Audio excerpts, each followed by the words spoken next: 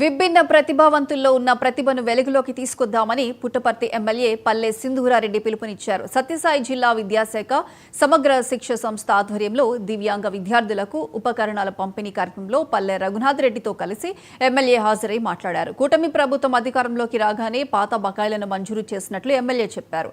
విభిన్న ప్రతిభావంతుల పిల్లలకు తల్లిదండ్రులకు చేయూతనిస్తున్న సర్వశిక్ష అభియాన్ అధికారులు ఉపాధ్యాయ బృందానికి కూటమి ప్రభుత్వానికి ఎమ్మెల్యే అభినందనలు తెలిపారు.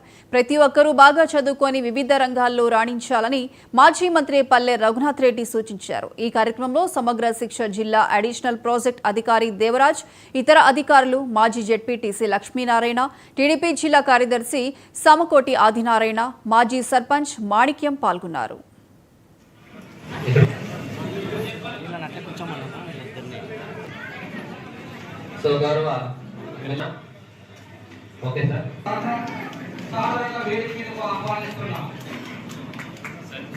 And thank you all the teachers. ఇక్కడ ఉన్నారో నాకు తెలియదు, ఉన్న టీచర్స్ అందరికీ కూడా థ్యాంక్ యూ సో మచ్. మన పిల్లల్ని బాగా చూసుకుంటున్నారు.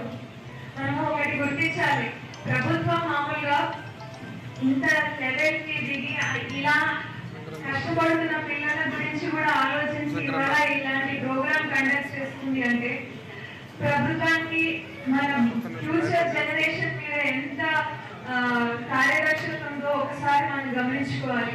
ప్రతి ఒక్కరి బిడ్డ బాగుండాలి, మిగతా పిల్లలతో పాటు వీళ్ళు ఏ స్వతన తగ్గకూడదు అనే ఒక ఆలోచనతో వీరికి ఇవన్నీ ఇవాళ ఈ ప్రైస్ అయితే చదువు కళ్ళకి అది ఆయనకి అర్థమయ్యేది కాదు. అట్లాంటి మనిషి కూడా అంత ఫిజిక్స్ లో, కాస్మిక్ థియరీస్ లో అంత గొప్పగా, రిలేటివిటీలో అంత గొప్పగా రీసెర్చ్ చేసి ఆయన మనం చదువుతున్న ప్రతి ఫిజిక్స్ లో భాగం ఆయన ఐన్స్టీన్ గారి పేరు ఎత్తుకోకుండా మనం చదవం.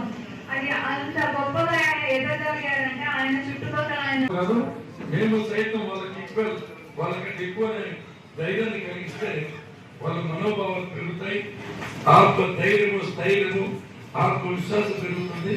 వాళ్ళ జీవితంలో అంచరితులు ఎదుగుతారు, అత్యుత్తమైన స్థితిలో నిర్వహిస్తారని చెప్పే సందర్భంగా మీకు గుర్తు చేస్తూ, ఏది ఏమైనా ఇవే కాకుండా విద్య కానీ ఉద్యోగాల్లో కూడా రిజర్వేషన్ 3% ఇస్తున్నారు.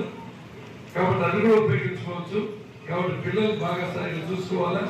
ఈ విధంగా చూసుకుంటున్న టీచర్లు కానీ తల్లిదండ్రులకు కానీ మనస్ఫూర్తిగా అభినందిస్తూ, తప్పకోకుండా ఈ పిల్లలకు భగవంతుడు ఆయురాలు, ఐశ్వర్యాలు ఇవ్వాలని, జీవితంలో వాళ్ళు మంచి పౌరులుగా తీర్చిదిద్దబడతారని మనస్ఫూర్తి కోరుకుంటూ సెలవు తీసుకుంటున్నారు. జరిగింది. అదేవిధంగా బాలిక స్టైపెండ్ 44 మంది 18 రోజుల్లో 25,000 రూపాయలు అయినా కూడా డ్రాయింగ్ వేయడంలో